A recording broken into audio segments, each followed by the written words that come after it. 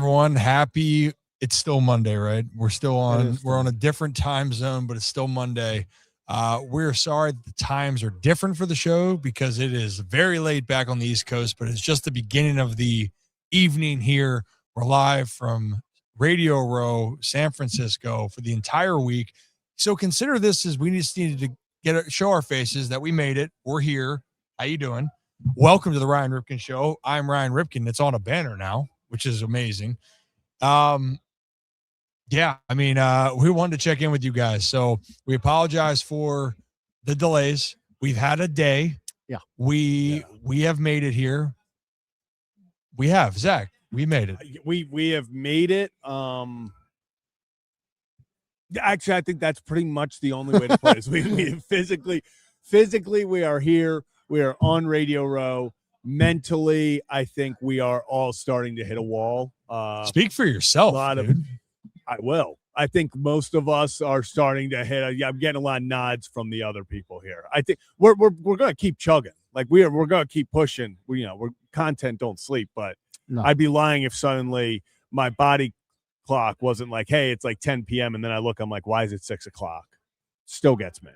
So this is like Kevin constantly on like Pacific Coast time, but on the East Coast. Yeah. This is like how Kevin feels. We're going to be on his schedule. We are. Yeah. How about that? Brad, how are you? Hi. I'm good. I'm also a little foggy, but we got food. So I'm feeling a little bit better now that we had some food today. Well, and you know what? Oh yeah, food does help. We for our group out here, for people that are wondering, it's me, Zach, Brad, and the other Ryan, who's hiding behind here. There's a little head there. Half his face. Peek your head in. Just hey, there he is. Up. All right, there he is. So that's the crew for the week. We're gonna have a lot of people that are gonna be joining us throughout the week. But we did need to talk about a couple of things today.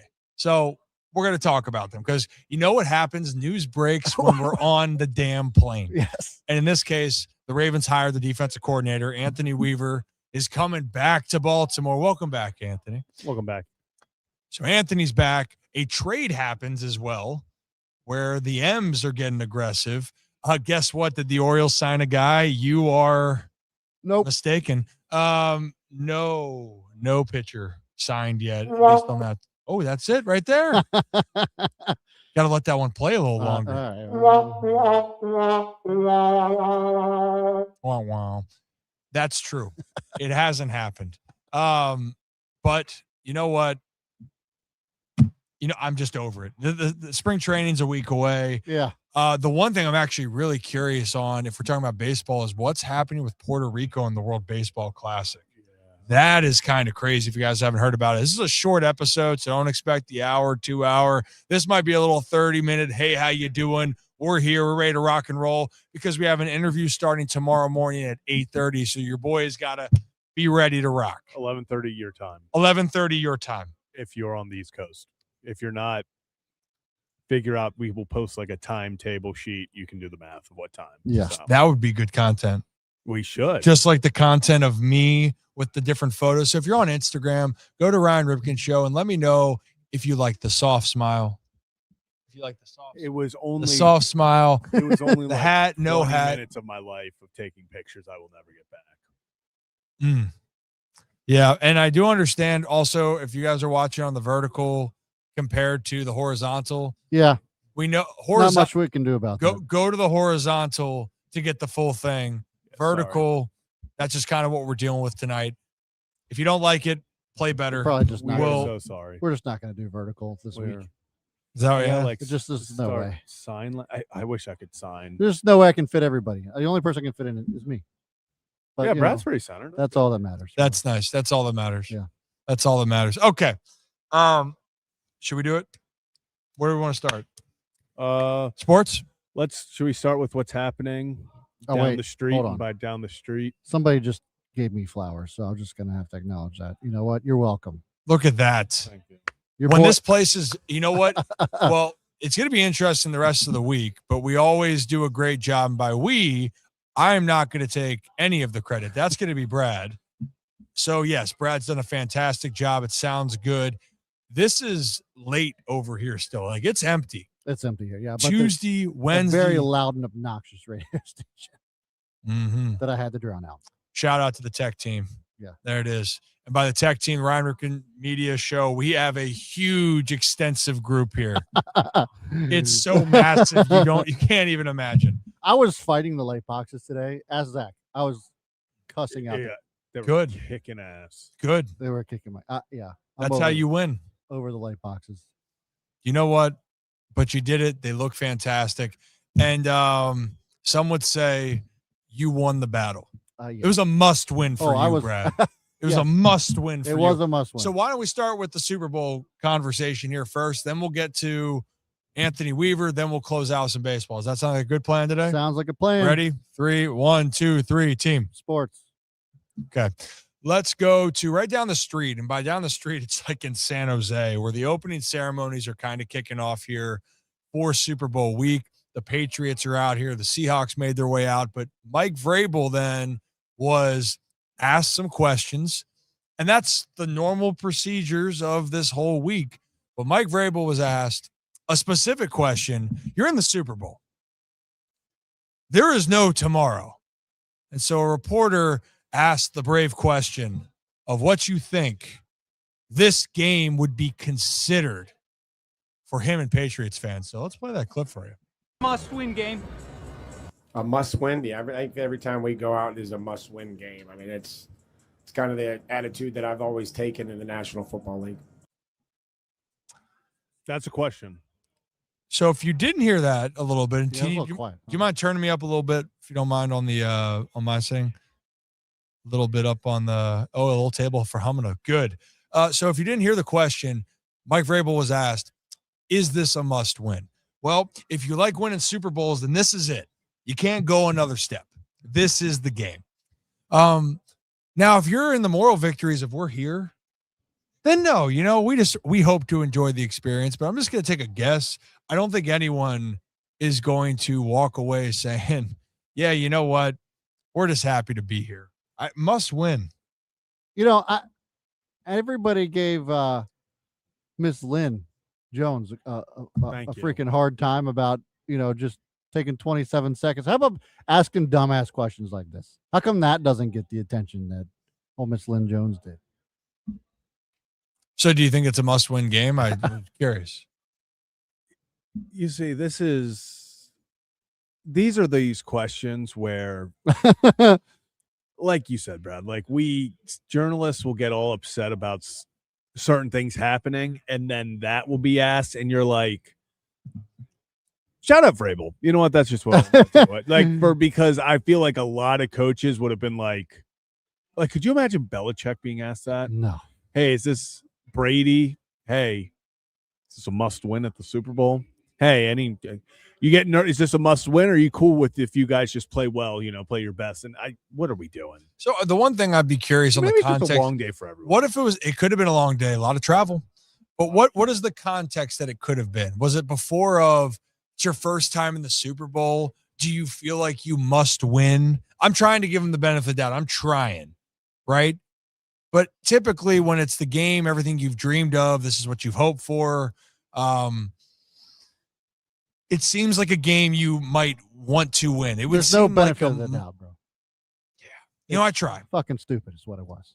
I try. You know what? But maybe we should line up some of our questions for our guests. Maybe our guest tomorrow when the Ravens won Super Bowl 47. Did you consider that a must win?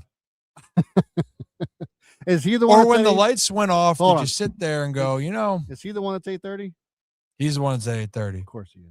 Yeah, it's always the early riser for him. Yeah. Channel members, you'll find that out soon who we got back to back here. I'll just say it's a Ravens and Steelers back to back. Yeah.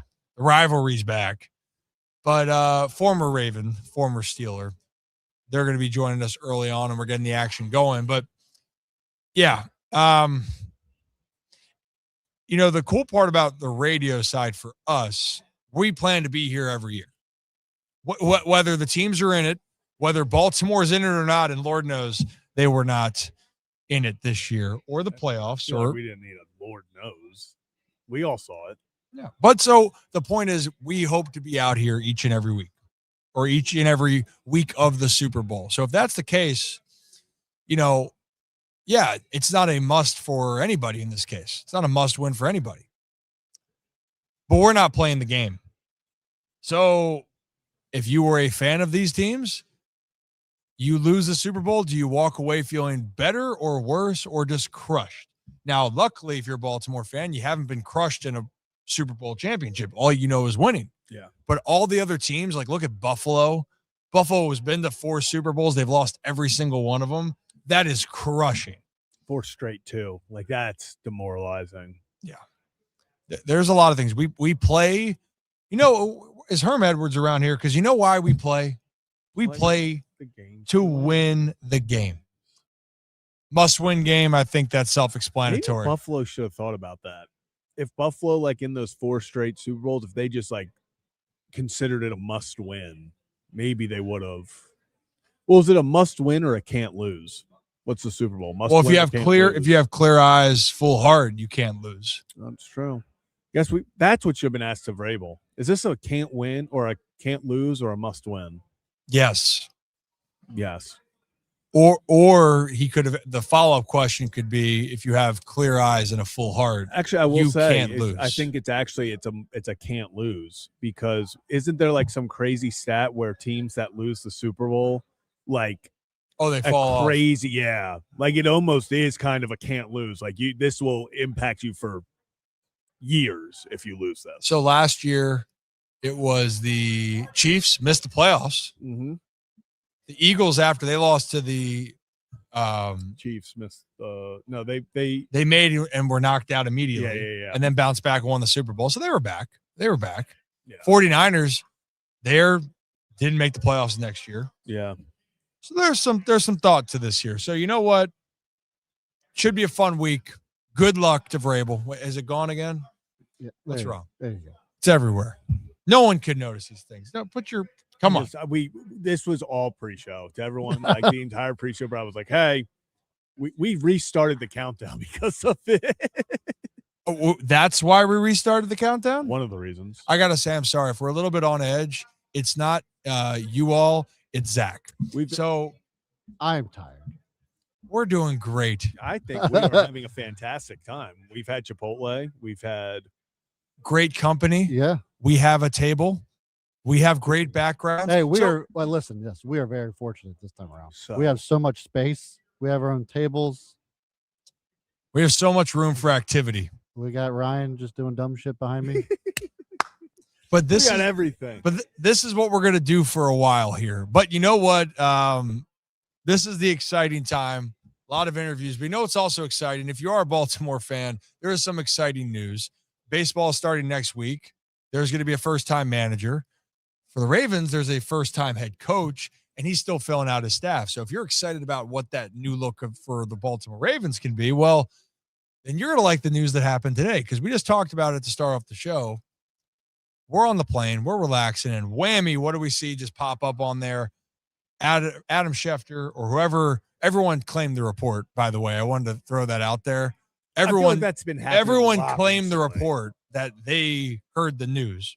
That's fine. I think Jeff's, and I'm, maybe I'm not overstepping, but I'm going to give our boy, friend of the show, friend of the program, Jeff Zaribek. I think I saw him first, and I think I saw a retweet of him. So I'm just going to, maybe I'm wrong, but I'm giving our boy Jeff Z credit there. I saw another reporter that I won't name, but it said Anthony Weaver to the Ravens per me. And I'm like, I've seen that 3 or 4 times now. But that's beside the point. The point is Anthony Weaver is going to be the Ravens defensive coordinator. Now, we know he's not calling plays, but he was a hot head coaching candidate just a few weeks ago. So if we're going back a few weeks ago and you'd said that Anthony Weaver would be back in Baltimore, that was the biggest thing for me. I was shocked. I'm actually surprised at this signing only because Jesse Minter has already said that he's going to be calling plays. So bringing in a guy like Anthony Weaver, who was a great play caller, seems kind of strange. It's almost like I think he's going to have that assistant head coach role, I guess, more so than anything. But it's just kind of like I like the hire. I'm not saying that it's bad, but it's just kind of weird considering Minter's already kind of voiced that he's going to be the play caller for the defense. I think for me, the biggest thing is it is a kind of like you said, I think this is a quote unquote like personality hire. Everyone raves about him. He's a guy that I think it is important, defensive line guy. And you had Mickens, who is secondary. You have Minter, who comes from a secondary background. You need someone to kind of take over the D line and kind of help those boys. And when 2023, when Anthony Weaver was in charge of the D line, I mean, those boys were humming. Oh, yeah. That was when we had Kyle Van Noy, we had Jadeveon Clowney. Everyone was pretty much everyone. You name the roster, you name a player on the roster, they were getting close to 10 sacks. So I think it is a combination of not only is it a guy where, okay, they went super young for offensive coordinator. Minter has never obviously been a head coach in the NFL. Get a guy who is, I'm not even going to call him, this old, like, someone to lean on, because funny enough, Anthony Weaver, I think he's like 44. So it's not like this is some, you're getting this veteran guy in there. He's a guy that's been around, been to a lot of places, has played in the league. We actually have a few coaches talking about how that means a lot to players. And I think he's a guy that not only Minter's going to lean on, but I think the players defensively get to lean on. And just overall, that's why I love this hire, is if he was calling plays, honestly, I would be a little bit more like, okay, didn't go great in Miami. Like, it wasn't the greatest defenses, but I think Minter calling the plays, his specialties, when you get into those 3rd and longs and he can dial stuff up that, is kind of his MO. You also get Weaver and then Mickens helping out. I think that this is a really, really strong hire by the Ravens in a lot of aspects. I do too, because of the familiarity. But on top of it, to the points that you just made, Anthony Weaver has continued his experience. The last few years, they thought that he was an up-and-coming head coaching candidate. And honestly, probably a big reason why he maybe wasn't viewed as a favorite to others was kind of what happened with the Dolphins in general. They had a reset. Mike McDaniel's going to go to the Chargers, be an OC for a year. If he has success, he'll probably have another head coaching opportunity. So I think Anthony Weaver, when that opportunity presents itself, we talk about putting yourself in the right position. Well, coming back to a place where this organization very well, this defensive talent well, and you're going to have a coach that is very defensive oriented and probably has some like-minded qualities of what you want your defense to embody. It makes a lot of sense. And if you don't believe me on what people think about Anthony Weaver, well, why don't we start first with Mike Pedden, who Anthony Weaver was on his staff back when Pedden was the head coach of the Cleveland Browns. So why don't we start with that clip from Mike Pedden, and then we'll react to it on the other side. Tell people that don't know a lot about Anthony Weaver of why teams are so interested in him. I have my opinions, but you spent the time with him. Could you maybe give a little bit of understanding of why teams believe he can lead their squads moving forward? Well, he's credibility with the players, having played, for a long time at a high level. I mean, I was on the Ravens staff. He was the first draft class I was a part of was Weave. He's an excellent communicator. He loves football, and I think that's something that you can't fake. Like he is so passionate about it and loves it, and to me that's contagious. And guys want to be around that, and because he loves it so much, I mean, he is as competitive a son of a gun as you'll be around, whether it was off the field, whether it's shooting hoops or whatever it was. He doesn't like to lose, and that's a trait that you would think everybody would have. Not everybody does. There's too many guys that I've been around coaching wise that are, hey, we're going to try hard. We hope we win, but it's not the end of the world if we lose. Weave's a guy that. So he continues to go on and say about the competitive spirit of Anthony Weaver, but all the qualities that make Anthony Weaver very intriguing to other teams and organizations. And you've seen the buildup. If you want to even go back before Zach Orr was hired or promoted to defensive coordinator, the thought was that it was going to be Anthony Weaver. But then Anthony went to the Dolphins to take over that role as the defensive coordinator, and Zach Orr ended up being that guy in Baltimore. Well, that was one coach that spoke very highly of him. Why don't we talk to another coach that won a Super Bowl out there in Denver and former offensive coordinator of the Ravens, was a head coach in Houston where he coached Anthony, but it's Gary Kubiak. So let's play Gary Kubiak's thoughts on Anthony, and then we'll talk about it. His career as a coach, we've played for me. And so it's easy for me to sit here in this interview and tell you guys, I mean, Anthony Weaver is a class act. I mean, he is a great, great person. He's somebody that you as an owner or a GM, you can lay your head down at night knowing that he's running something for you because he's such a good person. And his background of coaching, how he came up, and it's been primarily as a Raven, you know, so he knows what the expectations are. He knows how they work there. He knows, you know, he's so embedded in their program, which is an amazing thing. So Weave's going to be a great coach, you know, I mean, any opportunity he gets. So I'm going to take the word of coaches that have been around for a while. And whether or not that leads to Anthony Weaver being a head coach at some point, who knows? But if you're talking about a guy that fits what Baltimore needs or wants, it's Anthony Weaver. And I do think that's my theory. If Anthony is looking for his best shot moving forward to be a head coach, don't you want to go to a place that you feel you can go and have success and get that job elsewhere? Yeah. That's how I feel. And if you believe that Baltimore has the guys, which I think they do, I think we both do. We think that's why people were so frustrated with the season, is because even with all the injuries, there was still enough talent on that defensive side to have success, and they didn't. But with that group and you add some pieces, this is a Baltimore Ravens staff with Weaver and with Jesse Minter that they should take the step. And then that's ultimately going to show how great Jesse Minter can be, and ultimately is going to lead to more opportunities for Mr. Weaver.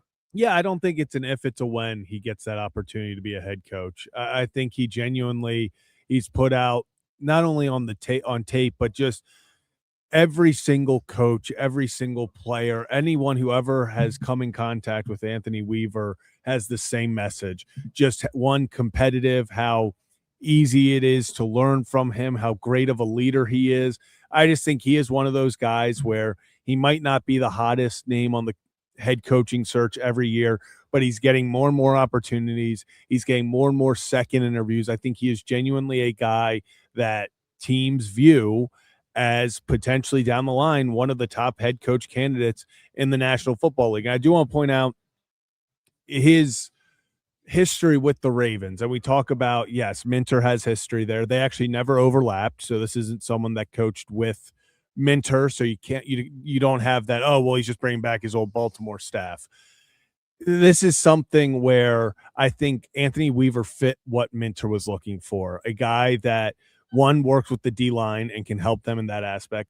Two, is just a leader, somebody that everyone gravitates to, that is going to get the most out of these players. Because we talked about with Declan Doyle, what does a coordinator do when the head coach calls the plays? Well, it's not that they're just sitting on their hands all week and they're just like, oh, I'm just here to kind of for the ride. You know, I'm just kind of hanging out.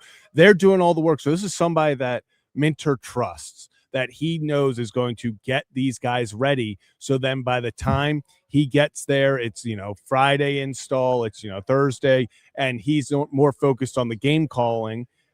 It's already there. They're already ready. I think that that's the biggest thing, is he trusts that, hey, Anthony Weaver is going to have these guys ready and going to put them in the best situation to have success. So when Minter starts calling the plays on Sundays, they're already there, and it's just up to him to call the X's and O's.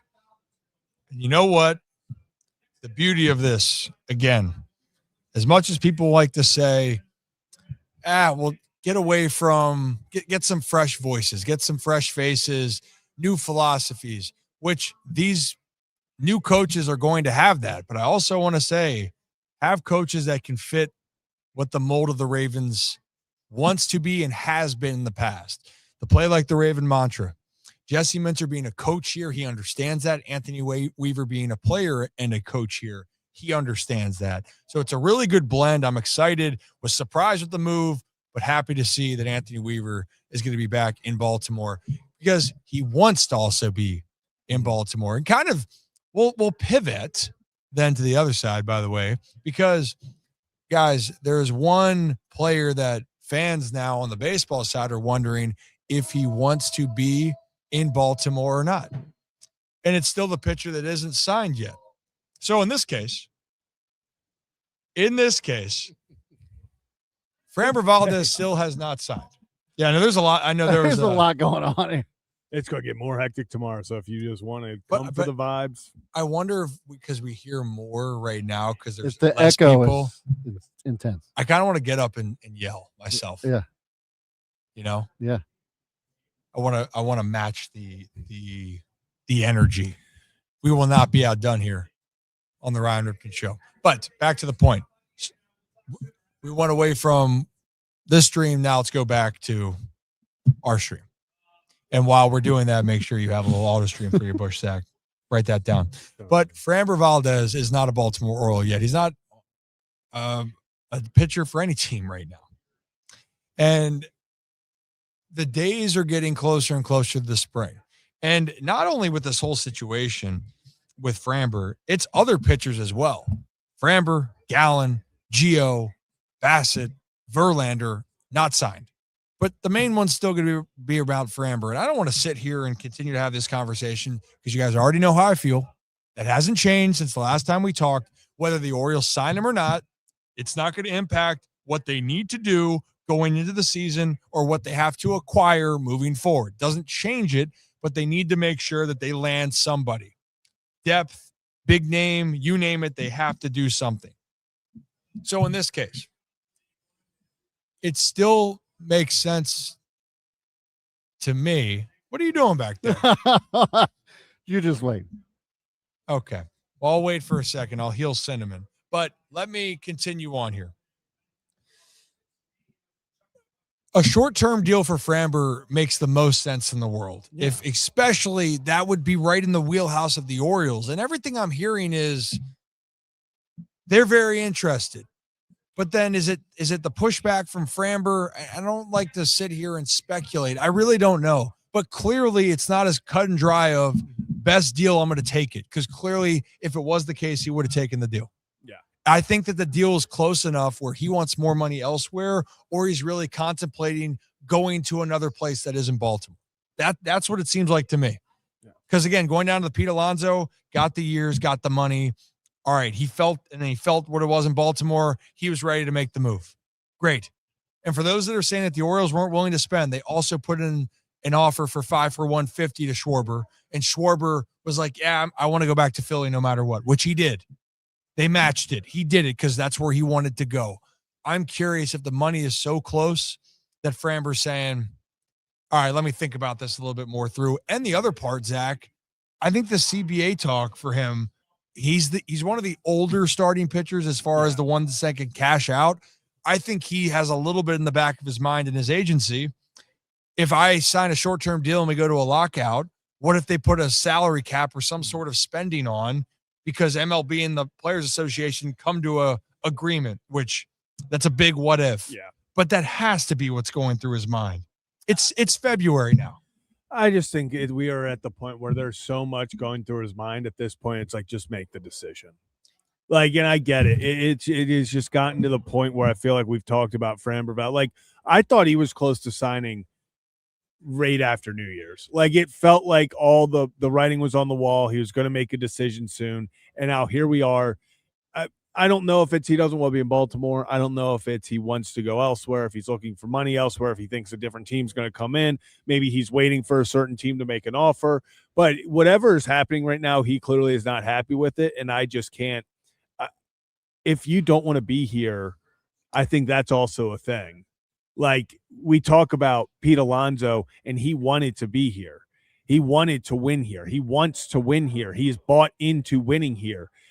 If you're going to spend the money, it better be for someone who is fully bought into what you are doing. And if it's just Framber being like, whatever, I'll go to Baltimore, don't really want to, but they're the best offer, so yeah, sure, I'll play with you for a year. Is that really the best mindset? I mean, there are already questions about the clubhouse, you know, with his. Well, here's my question, Zach. Here's my question, and to both of you, I guess. If that's the case, then why haven't the O's just signed somebody else? I think it's at a standstill of what the market value is. And I think the other pitchers are sitting there going, well, think they're all waiting. If the Orioles also have interest in Gallen, but Gallen also is trying to get his market to rise, it's the domino effect. Well, you're a week out of spring training. Like, it's not going anywhere. So I think my guess is what it's gotten to. I think there is a timeline that the teams are putting on, and wherever he ends up signing, there could be teams that dropped out of it because of the timeline. Because you're right, they have to make a choice. Yeah. And this is the part that when I try to be real with people on this isn't about always the money. Like, you overspend and that's what you want to do, great. Like, the Mets overspent for Bo Bichette. I love Bo Bichette, by the way. I think he's a top hitter. They just said, we'll give you $43 million and you can opt out after the next year if you want. But $43 million for 1 year, you can do it. Kyle Tucker will give you almost $60 million a year. You can opt out early. Great. Most teams don't want to do that if they're going to do a short-term deal. But above all, most other players, you don't want to have to convince them to want to be a part of what you're trying to build. Yeah. Like, when you're making the pitch, and I've been asked about this, it's you should want to go to a team because they pay you well, obviously. That's nice. But two, it's the same thing we just talked about with Anthony Weaver. Do you think you're going to cash in playing here? And that's the other part, I think. Does Framber have doubts that he can be the pitcher he can be pitching at Camden Yards? Maybe not. I don't know. But if he's looking for a short-term deal and you're looking at playing in the AL East where you got to go to Yankee Stadium, you got to go and play in Camden Yards, those are not friendly spots. And I'm not saying he's not a competitor on that side. That's not at all what I'm saying. He played it in freaking Houston with the shortest porch to left. Yeah. But that's the point here. If I'm the Orioles, Brad, to your point, I think they have a deadline. I think a lot of teams do, and they move on. I do think they will get one. They will get a pitcher. They don't have enough depth behind the guys that they have. And then I think that will allow Cade Povich to be like a seventh in their rotation. Tyler Wells, to me, is 100% going to the pen. He's a pen guy. So, but he's still a depth. But yeah, you got to put a timeline like you on. said, I think he's a guy that I'm penning into the bullpen. Just like, we know he can be a starter, but I think of guys you can actually trust. Yeah, Tyler Wells is up there. Like, of guys that I'm like if you put Cade Povich in the bullpen, you're like, okay, we'll see how this goes. I trust Tyler Wells in the rotation, and I trust him out of the bullpen. He's kind of like a wild card in the fact of you can kind of put him anywhere, and you know that you are going to get a damn good pitcher out of him. I know some people for a while were like, oh, he could be the closer, he could be the setup man. I think maybe he's working, at least to begin, more in that 6th, 7th inning. Maybe he can go multi-innings, eat up 3 innings for you if the starter doesn't go as long. But I think Tyler Wells is going to be a massive X factor for this pitching rotation or for this pitching staff this season. Yeah, I mean, overall, it's easier to put your bullpen together than it is your starting rotation. Someone said they're more worried about the bullpen. I'm still not, because you can put pieces into your bullpen. You can claim guys from other teams and they can play out and they can pan out. Starting rotation, it is a rarity that a guy shocks you coming through the system. Like what Trevor Rogers ended up doing last year, which you expected he could be a big league pitcher, that do not expect that. No. Like what Savage did with the Blue Jays coming up down the stretch, that's bona fide star stuff, which is 1 in 1,000 chances there. Like, wow, that dude just rose to it. Now Savage, can he do that the rest of his way? Who knows? But for the Orioles, you need guys that, all right, someone goes down, can you fill the void? Depth matters. Starting depth, you need it. And quite frankly, a lot of these teams, some teams are going to be willing to wait that out. I don't think the Orioles are one of them. I think they're going to dig their toe in the sand and move forward, because I'll say it again, your goal when camp opens up is not about who you might sign. It's who do you have, and who do you have, and how do you want to play? Because one thing that the Orioles did that was unacceptable for them to win moving forward is that they didn't do the little things. They didn't fundamentally handle their situations well. They have to get their young players on track. That is their primary focus. And then be healthy with who you have with Bradish and Rogers and Kramer and Eflin and Boz. You do that, I promise you the Orioles are going to be better. Yeah. That's the most important thing. And also with everything going on with the World Baseball Classic and teams are getting scared, Some other team will probably wait for the deadline to go into camp because they're worried about some of their guys playing. I don't know if you guys are following this. The World Baseball Classic right now, Puerto Rico was going to be one of the host teams, right? Shelled by that. What the insurance? Yeah. That Puerto Rico is one of the teams that's saying, or the players on the Puerto Rican team, the players aren't getting the insurance coverage to still play if they get hurt. Yeah. And then there's talks of Puerto Rico withdrawing from the World Baseball Classic. Think about that. That's crazy, but that's the business. So when we're talking about depth, if someone goes down playing the World Baseball Classic, which I think everyone should, it's a great opportunity, but I get it from a big league team. Your goal is to win the World Series. You don't care as much about a World Baseball Classic for a month. You don't. But that has become a problem. And that is why a team will wait out Framber Valdez. They will.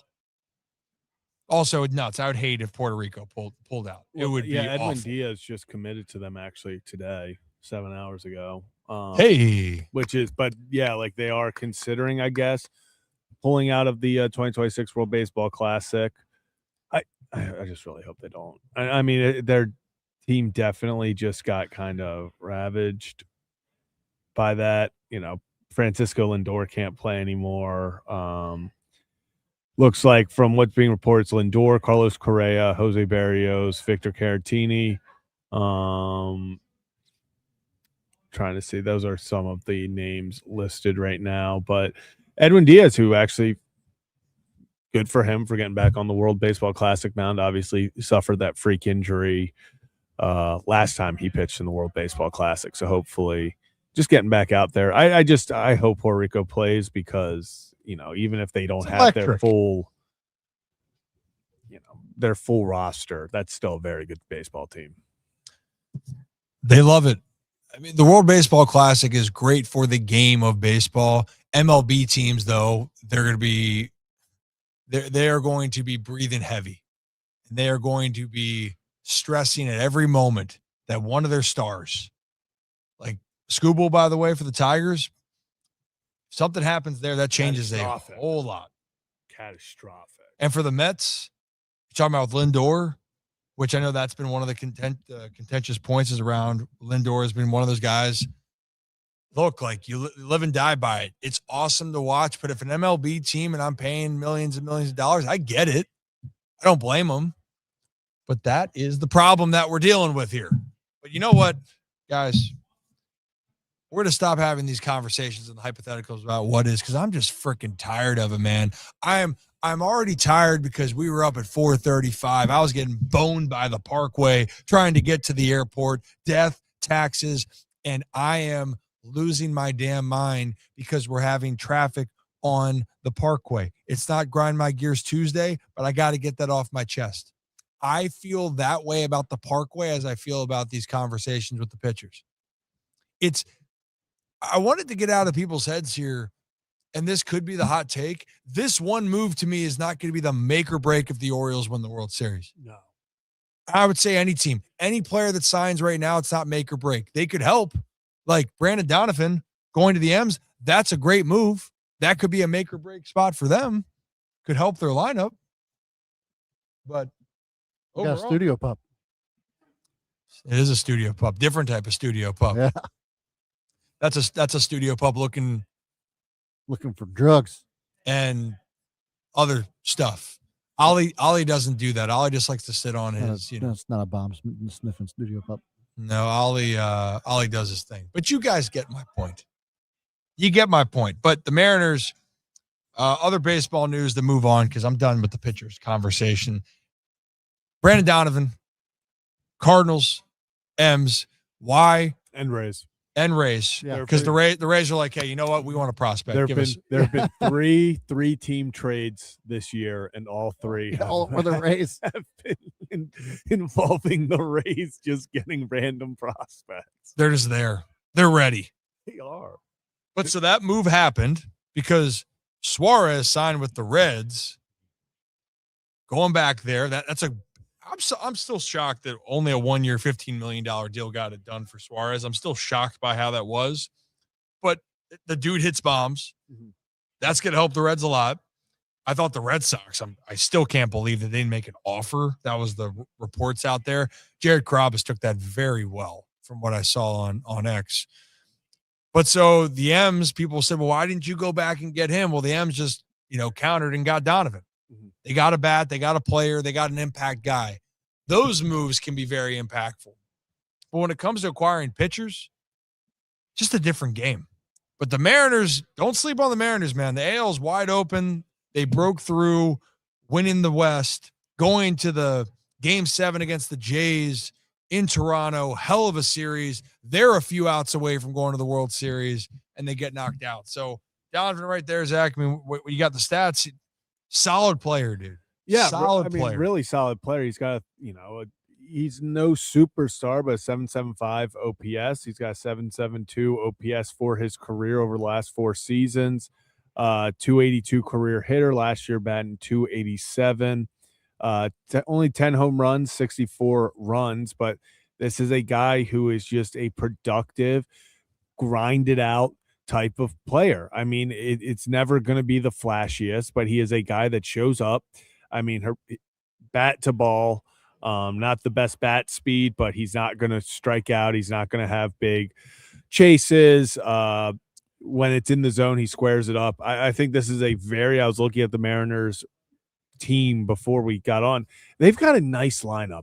I know it's not the sexiest lineup with the biggest names and all of this, but they've got some young superstars, obviously, with the Julio Rodriguez's, and then you add on, obviously, that incredible rotation. You add guys like Donovan. I really like what the Mariners are putting together. I'm not saying that, they're going to go win the World Series, but this is a team that you got to look out for in the West. I mean, I don't think the Astros are running away with anything. I don't think the Rangers are running away with anything. I mean, it depends on what you think about the Athletics, but I don't think they're improving. I think the Angels are in no man's land. The West is wide open, and I think right now when you go top to bottom, the Mariners have a very good case to be like, hey, we're the team to beat out here.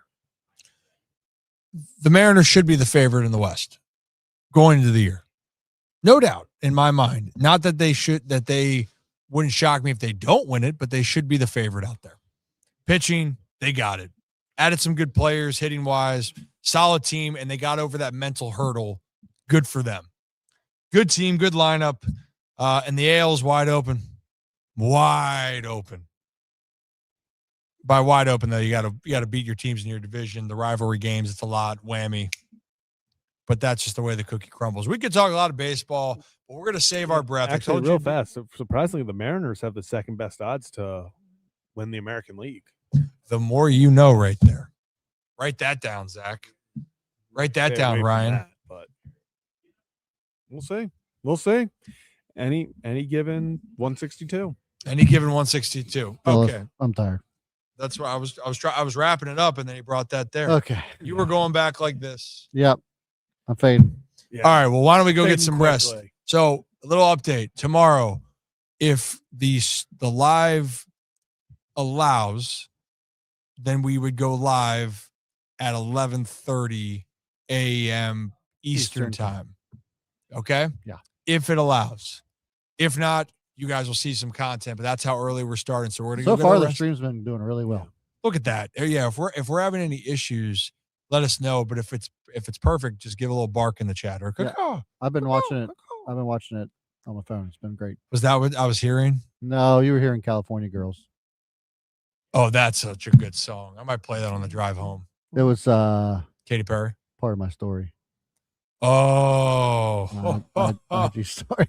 Oh, that's electric. All right. So guys, hit that like and subscribe button. Come back and join us tomorrow. We won't have our normal scheduled times, but we're going to have a hell of a lot of content for you. We appreciate you. We love you. Thank you for all the support. We're out here. We have a banner. My name is Ryan Ripken, and we're on a banner now. But your name's on the show. My name's on the show, but we are a team. We appreciate each and every one of you. It's been one hell of a Jersey. Gosh, yeah, I need to get the hell out of here. Get the hell off the air. Yeah. Get that son of a bitch. Goodbye. Here we go. Let's see you mañana. Are we cueing the music? No. No music? No. No mas. No more. Have a day. Have a night. Appreciate you guys. See Bye. you in a few hours.